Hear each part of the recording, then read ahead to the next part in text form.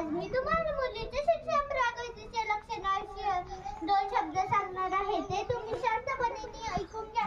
ही माझी नम्र विनंती. मुला मुलीत भेदभाव करू नका. मुलीचे शिक्षण अर्धवट सोडू नका. मुलापेक्षा मुलगीवरही प्रकार देते जाणे गर्भलीन परीक्षण करू नका.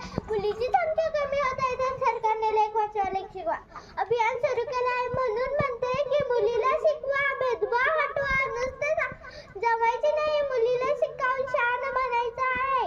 एवढे बोलून मी माझे 2 शब्द संपवते. जय हिंद, जय भारत. नंतर राजीव गोवर्धन बडल भाषण घेऊन येत आहे.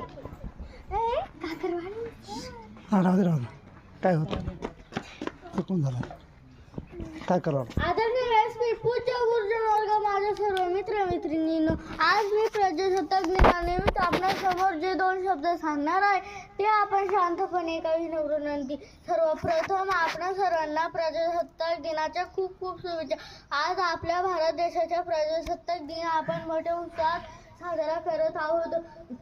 मेरा भारत महान असे आपण सर्वांचं मोठे अभिमान म्हणतो. प्रजासत्ताक दिनानिमित्त आपल्या ह्याच भारत देशाची मी तुम्हाला सांगणार आहे ते आपण शांतपणे मी तुम्हाला सांगणार आहे. भारत ही माझी मातृभूमी आहे. आपल्या भारतात गंगा, यमुना, सरस्वती, कावेरी, तापी, कृष्णा, गोदावरी या नद्या आहेत. उतरलेला हिमालय आहेत. दक्षिणेला हिंदी महासागर आहे.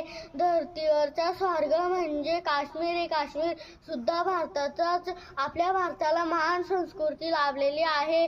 भारत म्हणजे महापुरुषांची वीरभूमी होय. अनेक शूरवीरांनी महापुरुषांनी आपल्या कार्यातून, आपल्या बलिदानातून आपल्या देशाला महान बनवलेले आहे.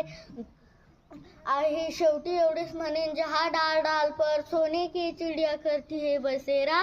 ओ भारत देश है मेरा, ओ भारत देश है मेरा. जय हिंद, जय भारत.